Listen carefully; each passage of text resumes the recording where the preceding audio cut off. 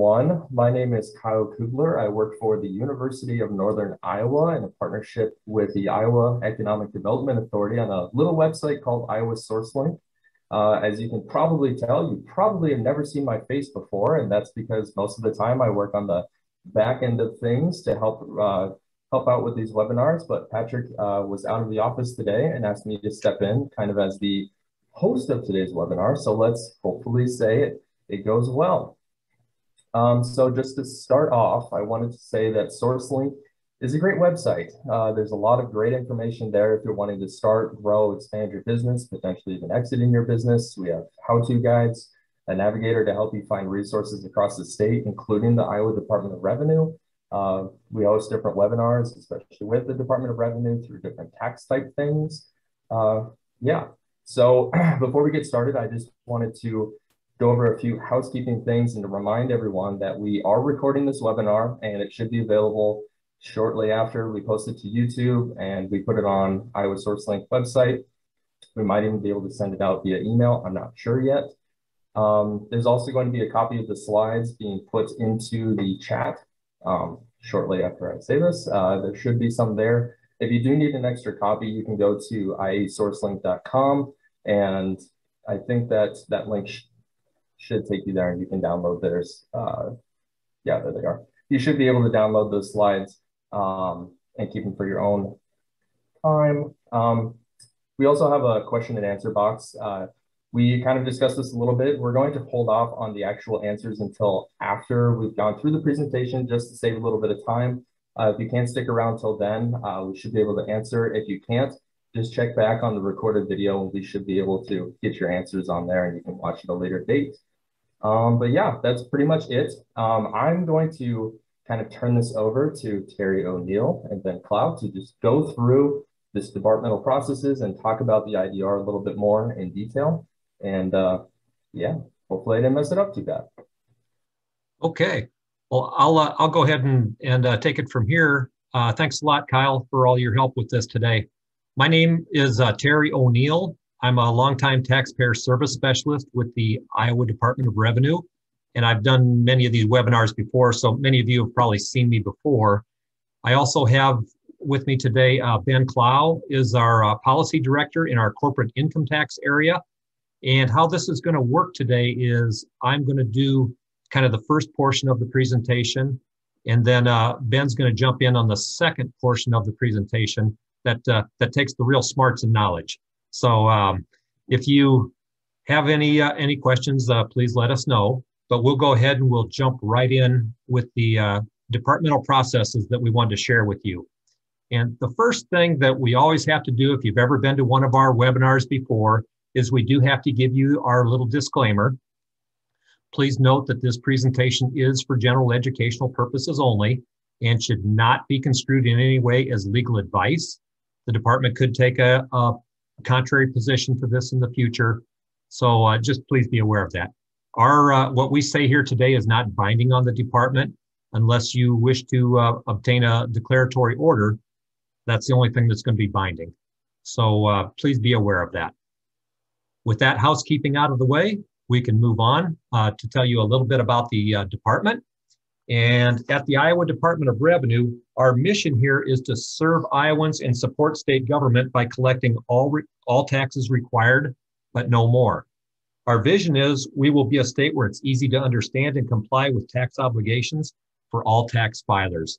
So that's where we're at with the Department of Revenue. That's our mission and our vision for the department. Our agenda for what we're going to discuss today. This presentation will provide an overview for Iowa taxpayers, including individual or business filers, of the department's general processes. What we're going to cover here today includes a website overview where we're going to show you some information about getting tax guidance, administrative orders, Iowa tax forms.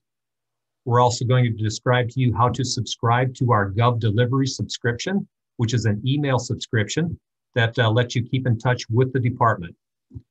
We're also going to provide information on power of attorney and information disclosure forms and how to file an appeal. So this is a new presentation we have not done before. We're just going to give this a go and provide general information about the department and some of the processes and how we do things here. So with that being said, let's move on. The first thing that I wanted to do was to just give you a little bit of information on navigating our website. And to do that, I'm going to jump out of this presentation real quick. And I hope then I can get to our website and I can walk you through a few things that might be of use to you.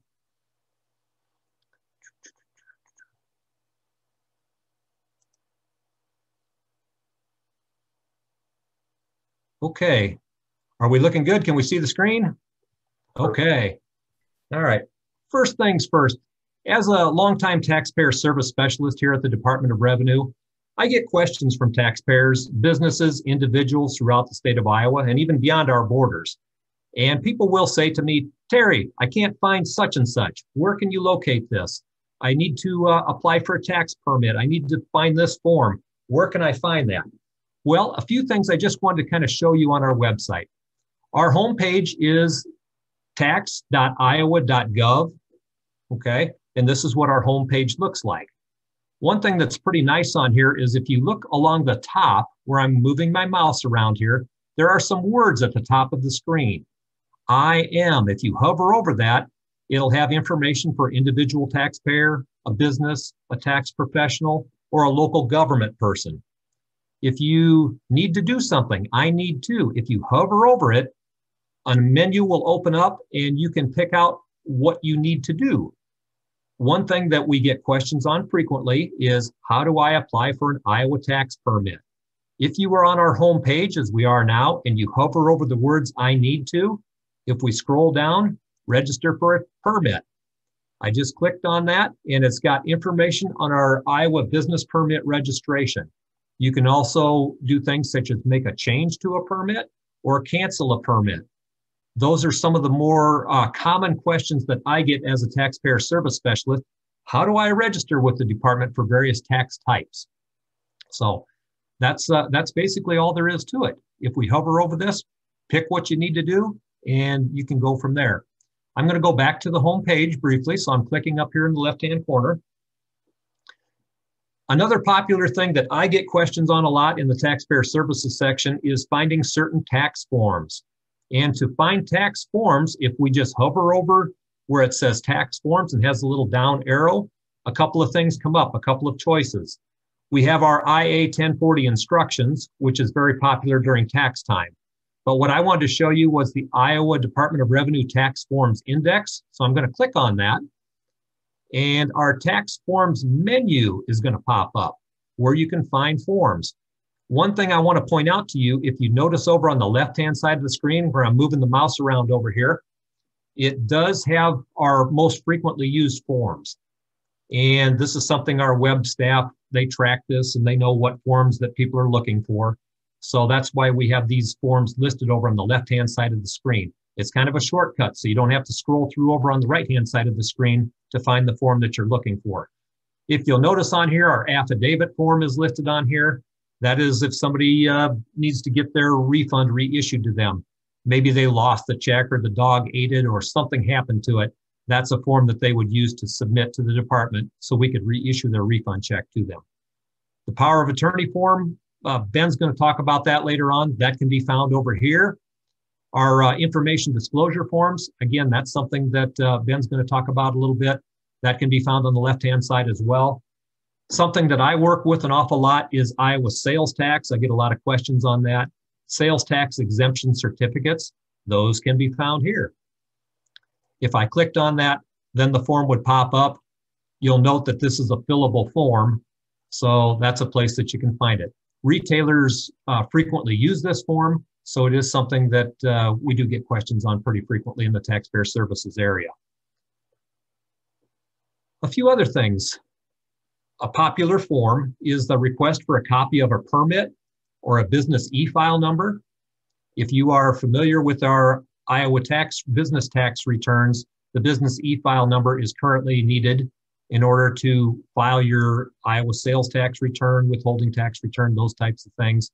And if people misplace those things, they can get a copy of their permit or their business e-file number by submitting this form to the department. Again, this is a fillable form. They can fill it out, they can print it, mail it to us, fax it to us. We'll be able to process it and get your copy out there as soon as we can. Just a couple things. Again, I don't want to bore you to death on this, finding forms, but we do have our little menu on the right-hand side where you can click in order to be able to choose what tax type you're looking for, so you can print the form that you need. If that's something that maybe it is broken down by tax type, I just clicked on here. We do have, if you're looking for a withholding tax form potentially, that form, those forms are listed under the withholding menu. Sales and use tax are listed under the sales and use tax menu. So again, these are some places that you can find some of the returns, find the forms that you're looking for. It is something I hope that proves to be helpful to you. I'm jumping back to our home page again here briefly. We do have various information on our website that we refer to as tax guidance. Again, I'm on the home page is where I'm at here. If we scroll down just a little bit, if we click on this link that I'm going to right here, this is going to get us to our tax guidance page. And this is something that has various tax guidance on various topics. It's got information on publications. If we just scroll down here, again, I work with Iowa sales tax a lot. So the sales tax ones are something I'm very familiar with. If we were looking for a guide for Iowa tax for farmers, we could find that guide right here. If we click on it, the publication has a lot of information for farmers. If we were looking for information for construction contractors, we could find that here. We could find our basic guide for Iowa sales and use tax. That's on here as well. Lots of information on here. The request for guidance has things for various other topics as well. If we were looking for general information from the department, we can click on that and we can find some information regarding general information for the department. Various tax types as well. If your question revolves around property taxes or inheritance taxes, you can find that information at that link also. So again, please make sure that you click on the link to request tax guidance, to find tax guidance, and that is something that you can use. Hopefully will help you out just a little bit. There is also something else for tax guidance, and I just wanted to show you where to be able to get this information. If you're looking through our website or you're looking through our administrative rules and regulations and you're not able to find the information that you're looking for, something is not clear. Maybe you've read our administrative rules, it's still not clear. You've looked at our publications, your answer is just not simply in black and white, and you need additional information. What you can do is you can request tax guidance. The department will try to clarify that information. If we're on our home page, we hover over where it says, I need to. When this little menu opens up, we can go all the way to the bottom and we can click on the Request Tax Guidance tab. And this is a place where you can request some additional guidance from the department. Now, as it's described on here, this may be something that maybe we need to clarify an administrative rule, possibly. Maybe we need to update a publication. Maybe it could be a combination of any of those things. But it is a way that you can get out to let the department know that, hey, something is not clear. We need some more information on that. And this is how you would go about that process. If you clicked on the Request Guidance button, that will open up. You can enter your information in there, enter in there what your question is, and the department will review that. Now, this is something, don't necessarily expect to get a response back. We do take a look at this. We update our website, we update publications, we update our administrative rules as needed. We do not necessarily contact you back directly. So this is something to get the information updated. Hopefully, if you have a question, maybe there's other people that have a question as well. Other information that we have on our website is for administrative orders. And I'm going to, again, start from our home page. There we are. And I am going to hover over where it says resources. And where it says resources, just a second here.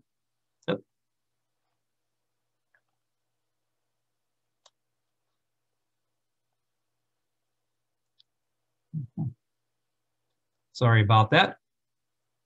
I guess I got out of line here just for a minute. I also wanted to show you where our adopted and filed rules are at.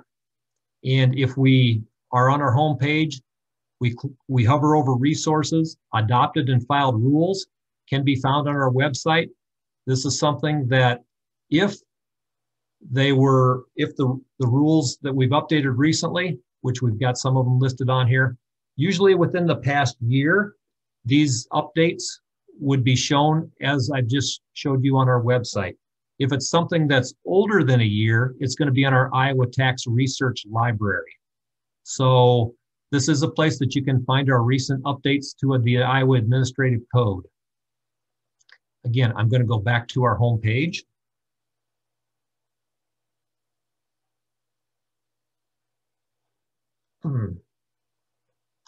Okay.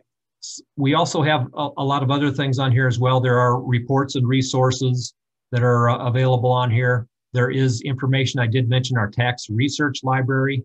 You can find that on here as well. I'd already talked about tax guidance. And again, I showed you the icon that you can go to on our website to find the tax guidance.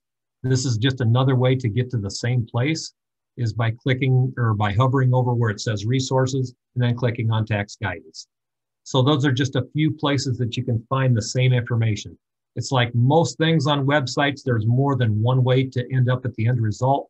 And so this just shows you another method.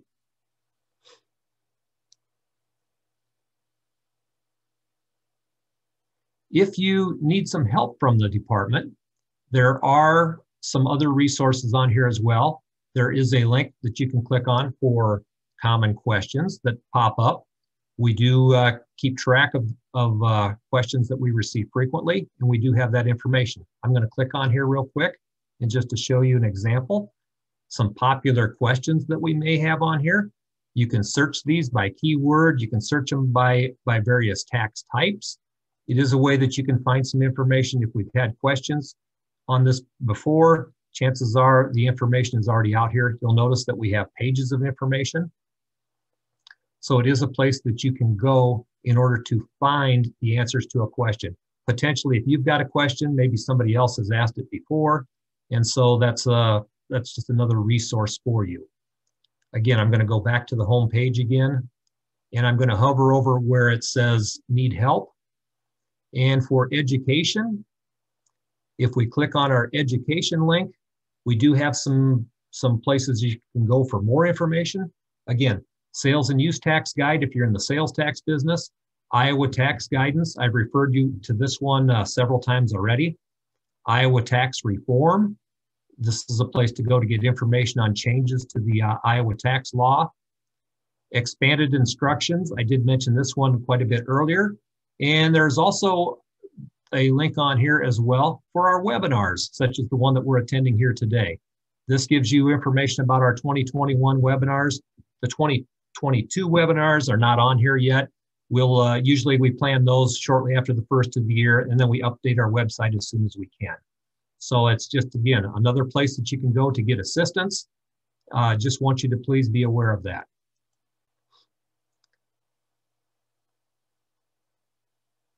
Does anyone work with Iowa sales tax?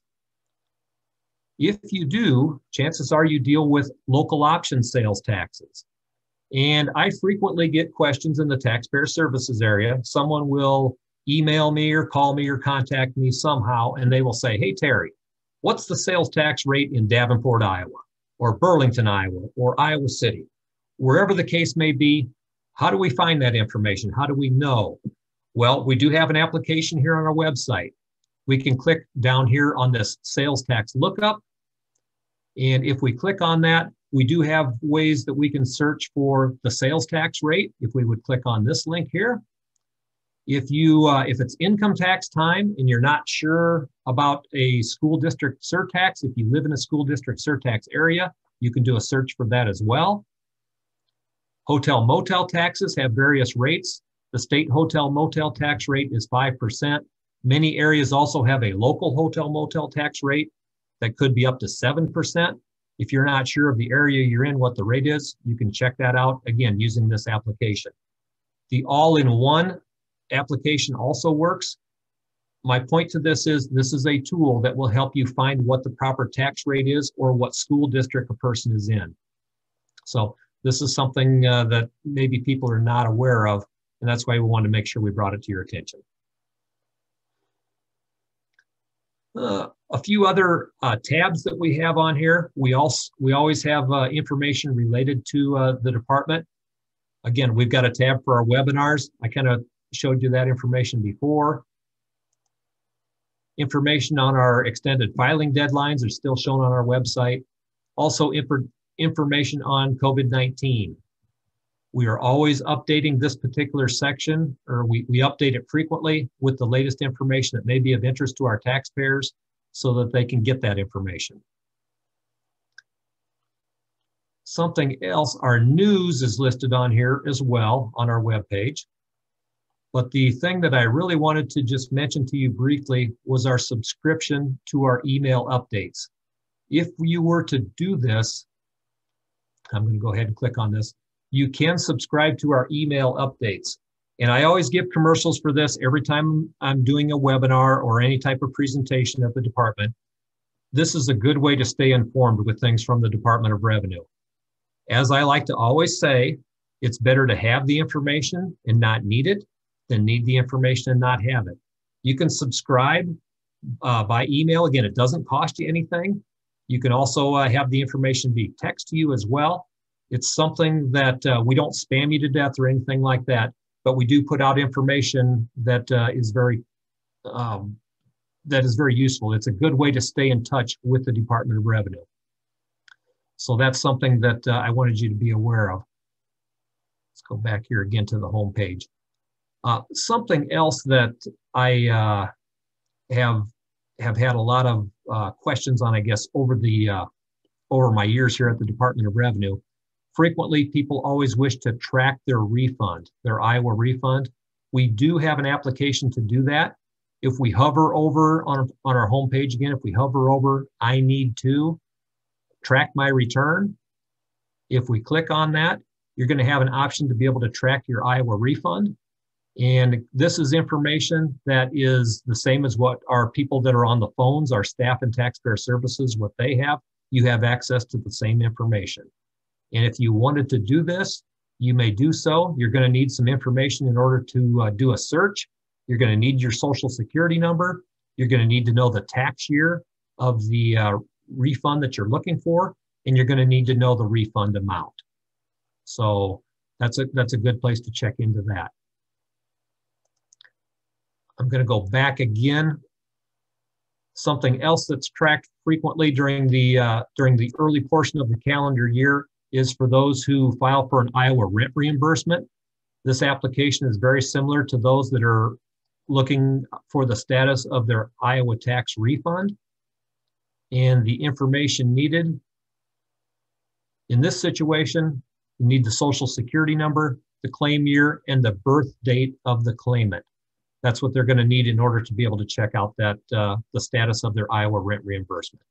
So again, just some information for you if you are contacting the department, especially during tax season. Sometimes it's hard to get through on the phones. We are, when it gets to be busy time of year, a lot of the information though you can find on our website if you just know where to look for it. And that's the whole purpose of this today. It's just to bring up some information for you so that you can see where this information is located. Okay, I think that covers the high points of what I wanted to show you. I guess I'd be remiss as well with our payment folks if I didn't show you the Easy Pay Iowa. I'm going to click on this as well. If you've got a liability with the state of Iowa, you owe us some money for some reason here at the Department of Revenue. If you click on that Easy Pay Iowa link, okay, it's then got information where you can pay for various things. Did you get a billing from the department? Do you owe us some consumer's use tax? Maybe you need to pay some franchise tax. Maybe there's something that you need to do for retail use tax or sales tax. All the different various tax types and things that you could possibly owe for could be in here. Click on one of those. I got a letter from from the department, click on the pay icon, and then it'll give you your payment options. So this is a nice way to make a payment on your own. You can also set up a payment plan as well. There are various options on here. Just please be aware of that. It's something that may save you a phone call. All righty. I'm going to stop sharing for just a minute and then jump back into our presentation.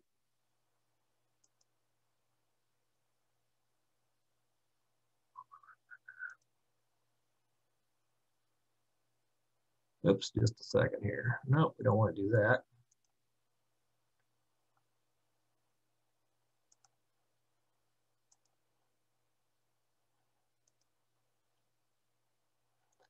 Okay. Did we make it back to the screen? Nope, we're still need to see your screen. All righty, just a second here. Apologize for that, bear with me.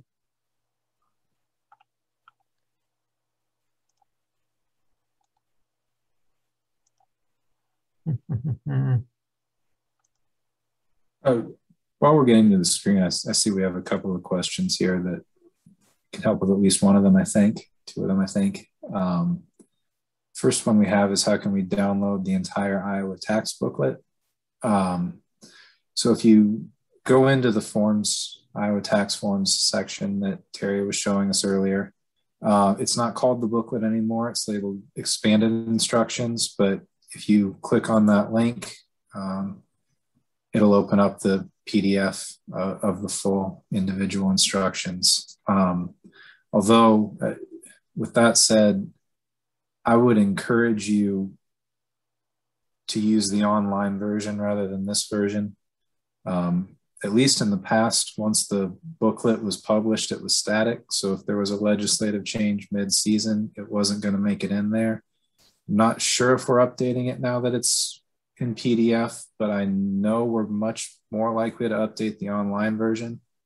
Well, in any case, obviously it's not updated if you've printed it. So in the event that there is a legislative change, whether federal or state, that printed version is not going to be updated. If something changes mid-season, I'd really encourage you to use the online version if you can.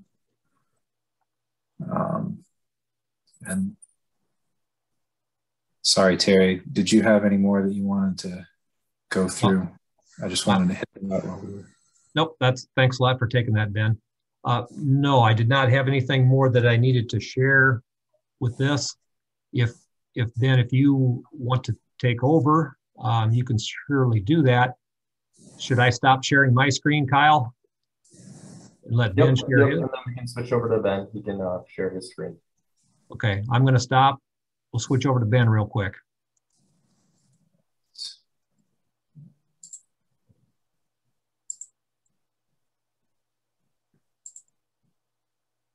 Okay.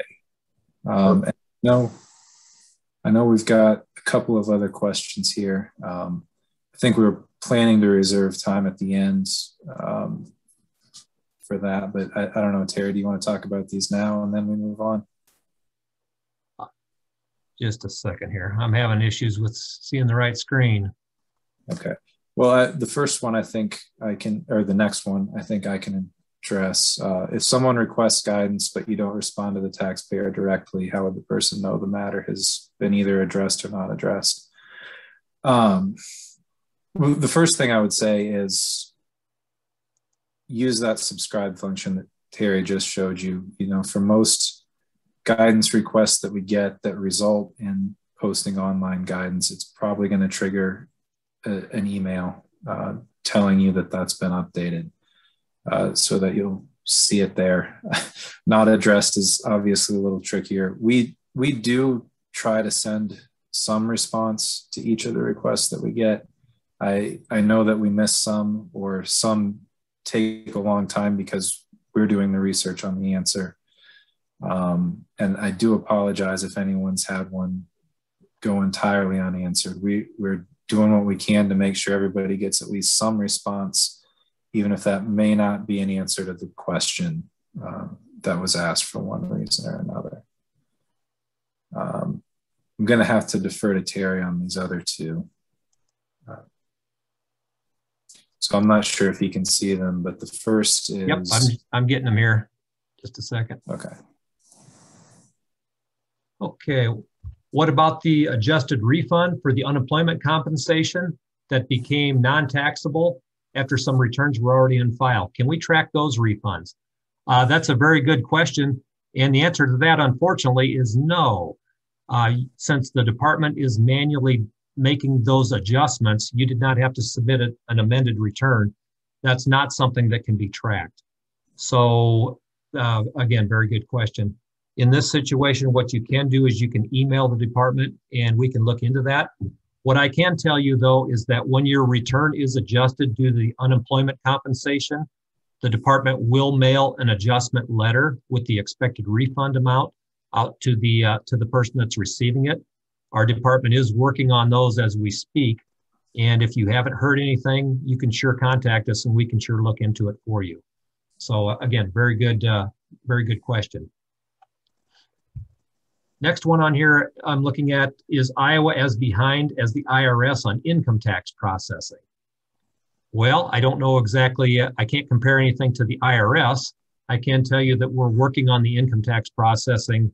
Again, the unemployment issue was a big issue. We had a lot of returns and the department was going to manually adjust those returns so that the taxpayers did not have to amend returns.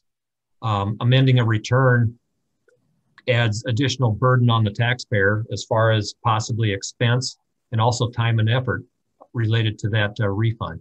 So we are working on those as we speak, trying to get them done as soon as we can. We do have people that contact us frequently about that same issue. And I would recommend to you as well, if you have not heard anything, have not received a letter from us, please get a hold of us and we'll gladly check into it for you. I'll take one more question here, it looks like. Which drop-downs on the home page will get you to the school district surtax map by address? On that particular one, where I went to, it said sales tax lookup.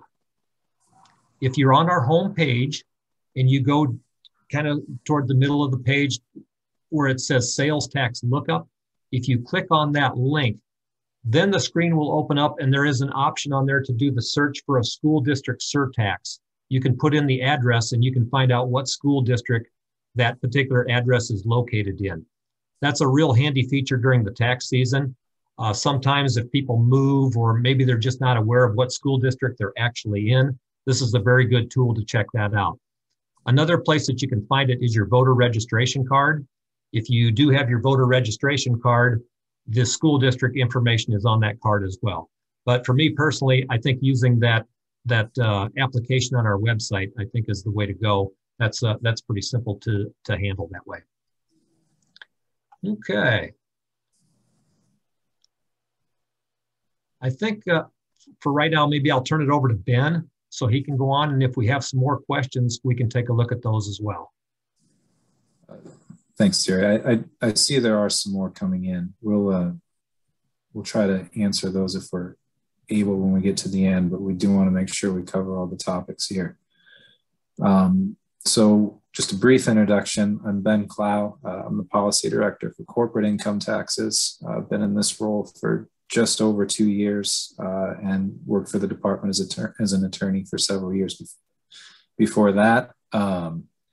This is my first time presenting a webinar in this series, so I apologize in advance for not being quite as polished as Terry had it, but I hope you'll still find it helpful.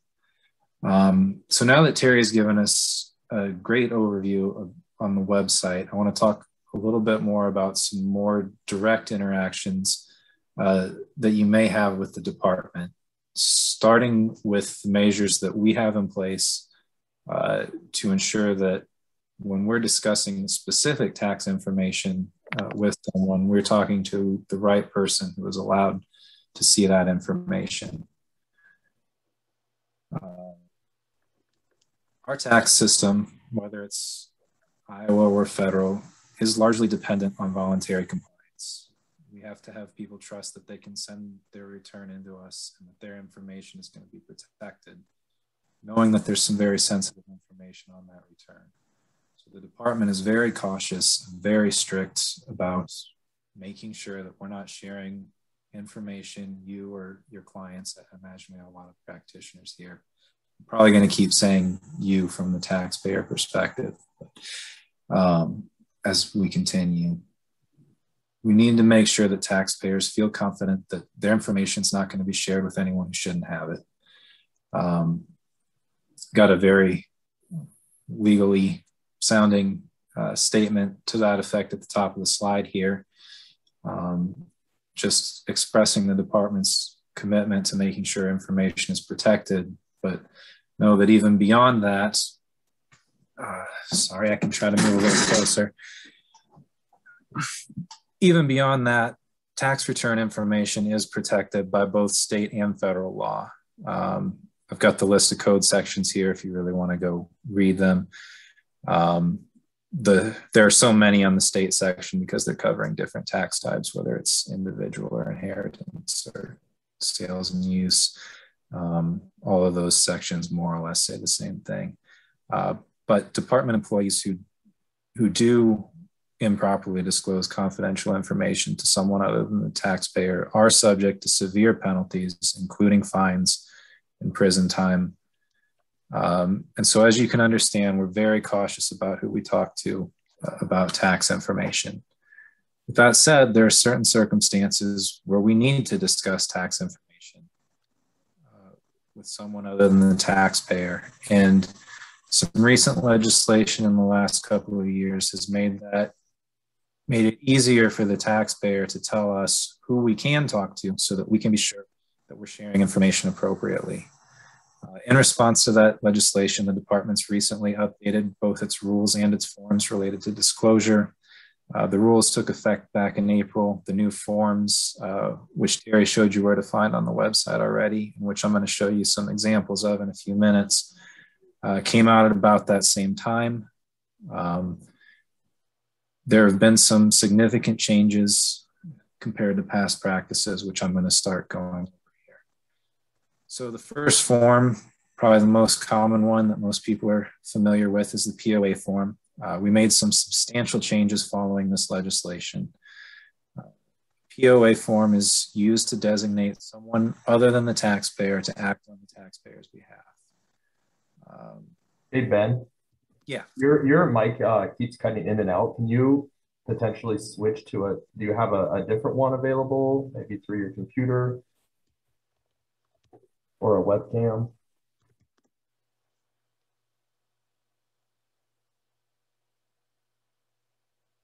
Brief pause, brief pause.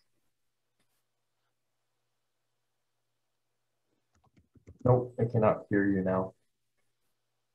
Okay. Sorry, this is the only one available. That's okay. This is being recorded again. So if anybody misses it this first time around, feel free to ask your questions. We'll try and follow up as best we can with any answers that we get through here. So, okay. I do apologize for that. I'll do my best to talk louder and hopefully it picks up more. So historically, we used POAs for almost any type of disclosure to a third party. That has been curtailed with the new legislation. POAs are now exclusively used to designate someone to represent the taxpayer. And taxpayers have significant power on the new forms to dictate what that representation includes. They can limit it by tax type, by year, by specific matters. They can limit powers that a POA would normally have and say this POA shouldn't have that power. And you'll see in a moment what that form looks like and how much flexibility it gives taxpayers to do that. But a couple of important points I want to hit about the new forms. Any existing POA that you had before they were released is still valid, but we will not accept the old version of the form anymore. So if you had a stack printed out or something, we're not going to take them anymore. We're also not taking alternates anymore. I think we used to say you could use the federal form and write Iowa POA on the top or something like that. Not accepting that. It has to be the new form that's on the website. Doesn't mean any previously submitted ones are invalid. We just won't take the new ones. The other really important point to remember is that filing a new POA form now rescinds all prior forms that you had on file. So it is absolutely necessary to include every person that the taxpayer wants to represent them on a new POA form every time a new one is submitted. And in order to provide space for that, we've also created a new IA 2848A, which is just, it just provides a couple extra spaces to list additional representatives. If there's not enough room on the original form, you can attach as many of those as you need. But if you submit one POA form for one person and then submit a second one for another person, they'll no longer both be the POA as might have happened in the past. The first one will be canceled and only the second one will be allowed to represent the taxpayer. So here I've got, hopefully you can read fairly well, just a copy of what both sides of the new form look like. Didn't include the instructions here. There are a couple of pages as those as well. But as you can see, there's room to list 3 representatives. The taxpayer can limit the representative's authority by each separate representative. So say on that first one, you could list one person, say they're only allowed to represent me on sales tax, second person who's only allowed to do income tax, maybe a third who can do any tax type, but only for this specific year. The taxpayer has a lot of room to say who represents them on what, or they can just not write anything there and it's assumed that the person's authorized to represent them on all matters. But the point was to give the taxpayer as much control as they can, or as they want, over who represents them. And you'll see that theme recurring on the other forms that I'm going to talk about as we move through this.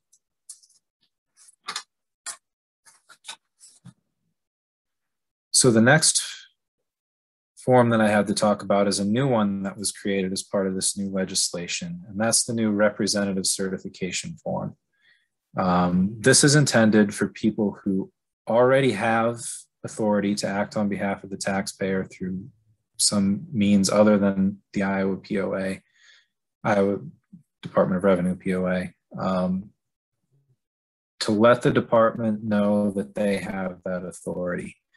In the past, because our only method of designating a representative was the POA, we would make these people fill out a department POA, potentially list themselves as the representative, and then sign the form themselves because they were the only person authorized to do so. So for example, the president of the corporation, I mean, obviously the corporation can't sign, someone has to do it on their behalf. Guardians, court-appointed guardians, you know, we would end up making them authorize themselves as a POA.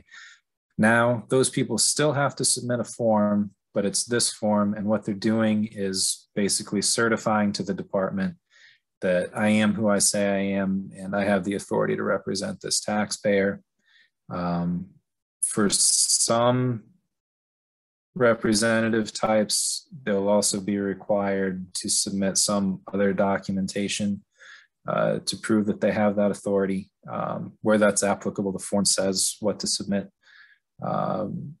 For example, if you already had a general power of attorney, not with the department, but just power of attorney for the taxpayer, you'd submit a copy of that along with the rep certification form so that we could tell you had that valid authority on file.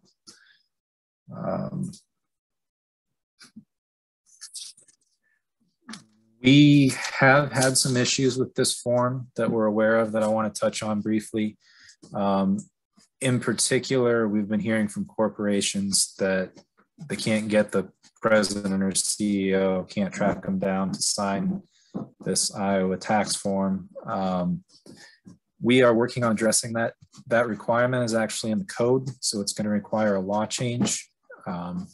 Department is planning to propose that law change this year, but unless or until the legislature passes it and changes something to expand the corporate officers or employees of a corporation who may be allowed to represent the company before the department, we will have to continue requiring that president or CEO signature. And we will keep you posted on the website if and when something changes with that.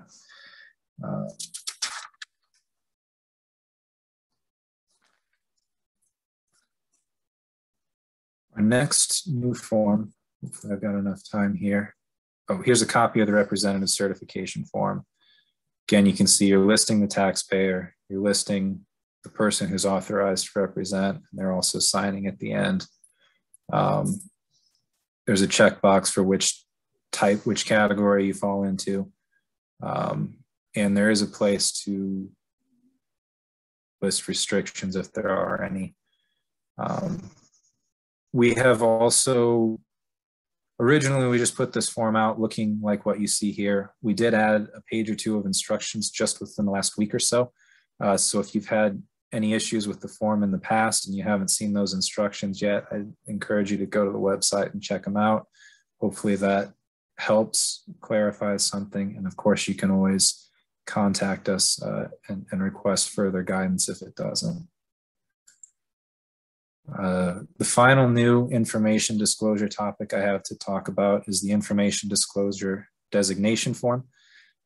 This is a form that allows the taxpayer to tell the department that we are allowed to show someone information from their return or talk about their return with that other person, but without giving that person any authority to act on behalf of the taxpayer.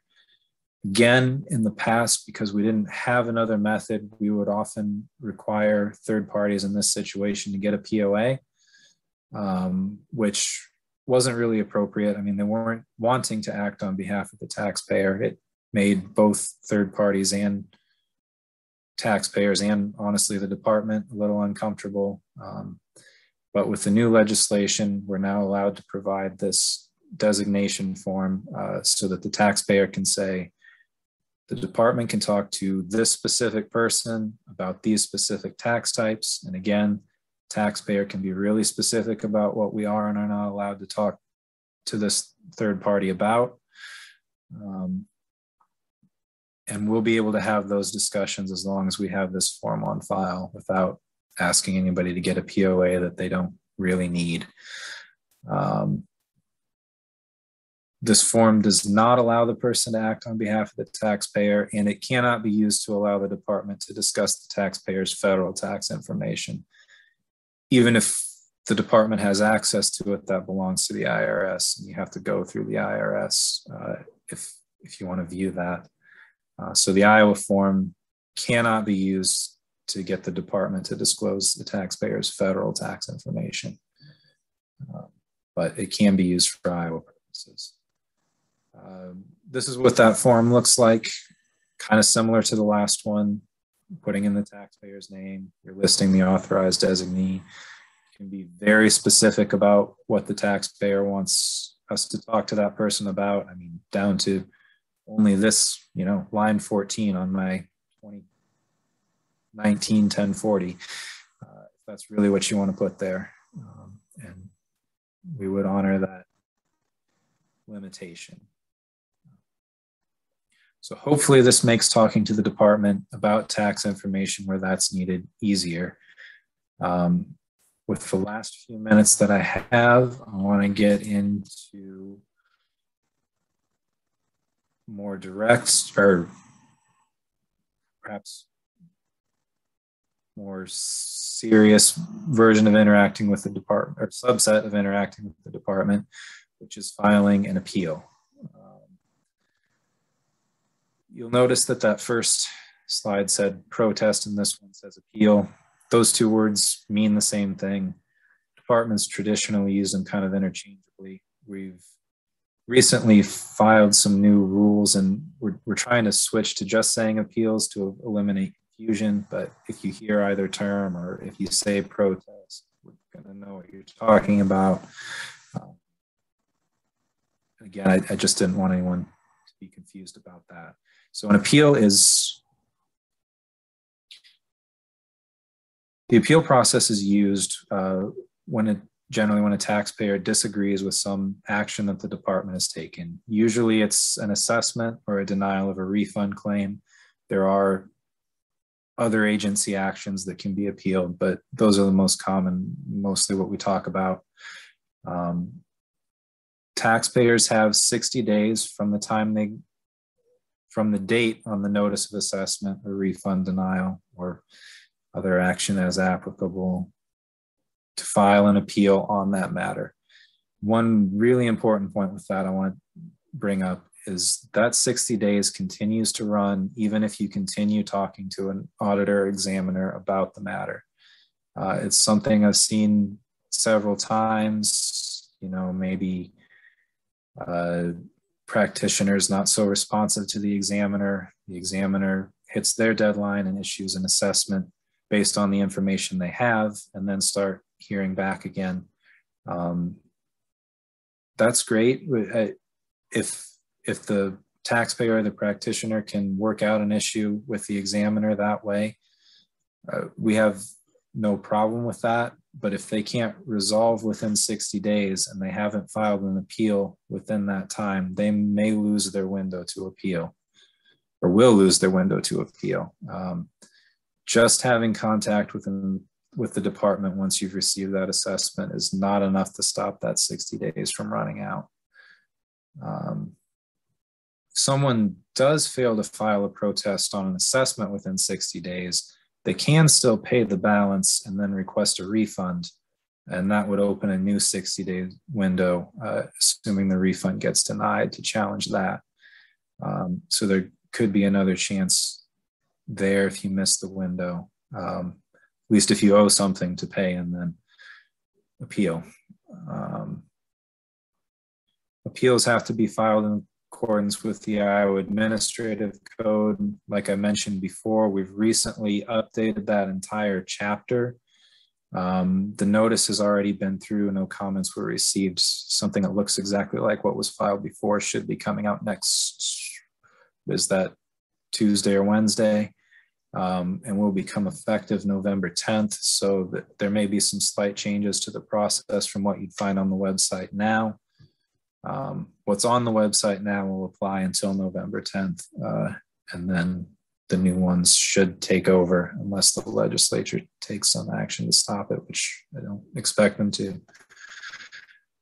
There are several methods for filing a protest. First, the department publishes a template on our website that you can fill out. You know, it asks a series of questions about the taxpayer and what they're protesting. I've been seeing a lot more of those since they became available. It seems to be a popular method, but you can also do it the old-fashioned way. Draft the protest yourself. Again, the rules show formatting and content requirements that you have to use. If you want to, you know, type up a Word doc, or it's been a while, but I have seen handwritten protests that followed all of the formatting guidelines. You're free to do that. For those hard copies, appeals can either be mailed or hand delivered to the Hoover building, or emailed to idrhearings@iowa.gov. Coming soon, we'll have a third method, which is GovConnect Iowa. You may have heard that the department is getting a new modernized tax system. And beginning with our first rollout in November, certain tax types will be able to file appeals using that system. I haven't seen exactly how that works yet, but you will enter the system, you'll enter your information. The appeal will just be sent electronically.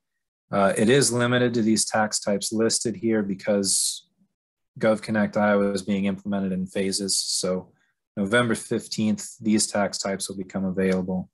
A year out, the next rollout tax types, which will be corporate income, franchise, and pass-through entities, will become available in the system.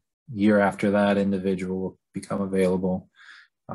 Other tax types come in that final year. So it does take some time to roll this out, but starting in just over a month and a half, it will be possible to file appeals through GovConnect Iowa rather than mailing or emailing them in. or hand delivering them if you like. Once we receive an appeal, I know I'm running out of time here and I want to leave time for questions, so I'll go through this quickly. Once we receive an appeal, the legal services and appeals clerk reviews the documents, makes sure they have all the required information, proper formatting. If there's something missing, they contact the taxpayer and give them 30 days to submit whatever information is missing. If it's not provided within that time, the appeal could be dismissed. Assuming we get all the information we need, everything's formatted properly, an appeals section specialist will review the matter, decide whether a resolution can be reached informally. They may reach out for additional information. I think they often do. If you don't respond to those requests, they may dismiss the case. And appeals can be granted, denied, or settled at this stage if the department and taxpayer can reach an agreement. If the appeal can't be resolved at that informal stage, there can be a hearing. We usually start with an administrative law judge who presides over the hearing, kind of like a trial, a little less formal. And then we'll issue a proposed decision in the matter. That decision can be appealed to the director, and the director's decision can be appealed to district court and on up to the Iowa Supreme Court. So that's a quick overview of the appeals process. Like I said, I want to leave some time for questions. I know we have a couple outstanding. And while we're taking a look at those, feel free to speak up. If I understand people are wanting to go, I'm happy to stick around for those questions. I see that we do have some questions that are in our Q&A box. And for the first one, can you still see those, Ben? Maybe the Yes. second one on there could be one, the POA. Okay, the POA. So how does the new POA work for service agents who have teams of people working clients and not just one designated person? I believe this is talking about, say, a company that's like filing withholding returns. Like, we do have a process for that. I'm afraid I don't recall offhand how it works. We do have a method of entering agreements with agents in this situation to make that work. I can try to, do we have a way once the webinar's over to push this information out to attendees? We should have the list of attendees. We can send out this. I can get some information on those processes. I'm not exactly sure who's asking or what their business or their client looks like. I'm not sure if these agreements will apply, but I know we have dealt with this in the past and we do have a process. I'm just don't feel confident enough that I know it to explain it. What we could do, I think, Ben, this one was from Ashley, it looks like. And Ashley, hopefully you're still with us here. If you could email that to us, if you could email it to idr@iowa.gov and just put attention Terry on it. If you could do that, I can make sure it gets directed to the proper place. We'll see if we can get some information on that to provide you a more specific answer. Does that work out okay for you?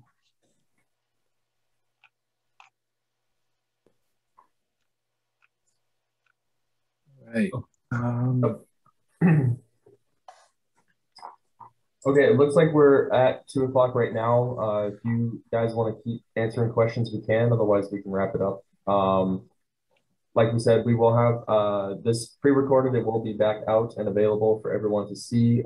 If parts get a little quieter, you can go back and listen. If you have continued questions, follow up with the email that Terry said, IDR. What was it again, Terry? It's IDR iowa.gov.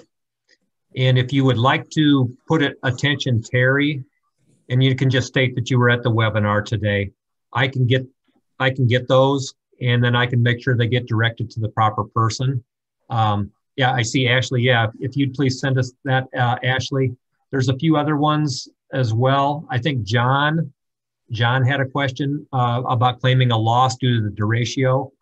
Please email that in too, and I'll get it to the proper place so we can get an answer for you. There's another question on here, and I don't know, I think maybe our friends at UNI could possibly help with that, our Iowa SourceLink folks, how they can get credit for attending this class, if that's an option. So that is going to depend on who you're seeking credit from, or for what. My understanding is that the IRS does not count our classes for credit because we're talking about Iowa taxes and not federal. For attorneys, for example, you can just submit the agenda and ask them to approve it. They often do, in my experience. CPAs, I think, can also do that. My understanding is their process is a little more formal, but it is possible. I think you just have to ask your governing body if they'll accept the class, and they'll either approve or deny. But my understanding from the IRS is that they don't consider us an authorized provider because we're not talking about federal taxes.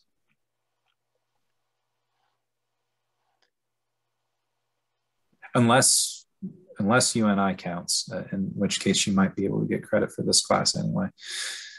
I personally don't have the answer right off the top of my head right now. I can follow back up. I see Christina's the one who sent that, so I've got your name down. We should have your email, contact information, and like everything else, we can kind of piece it together and send it out and whatnot to get everybody's questions answered. Does it seem like about it for you guys, or is there anything else you want to answer? I did have just one more. I see Julia was asking about a specific situation with the revenue officer. If I'd again suggest, please email that idr@iowa.gov. And if you want to put attention Terry, I can do some follow-up and get you in contact with the correct person. So that's an option for you. And again, I'll try and follow up on those as soon as I can. So please email them to idr@iowa.gov. Perfect. Okay, well, that concludes today's webinar. I just want to say thank you again to Terry and Ben for taking some time out of their day to answer these questions, explain a little bit more about the IDR and the process that they go through, website, everything. Just as a reminder, there is another webinar coming up next month on the 13th, same exact time, 12 to 1 p.m. over Iowa tax law and any legislative updates that may have occurred or are occurring. We should be posting a link shortly inside of the chat. You can get the direct link to that to register. And again, if you have any questions, feel free to contact Department of Revenue, Iowa SourceLink. We'll be happy to help you get to the answer that you need. So thanks again, everyone, and have a great rest of your day. Thank you, everybody. Thanks, everyone.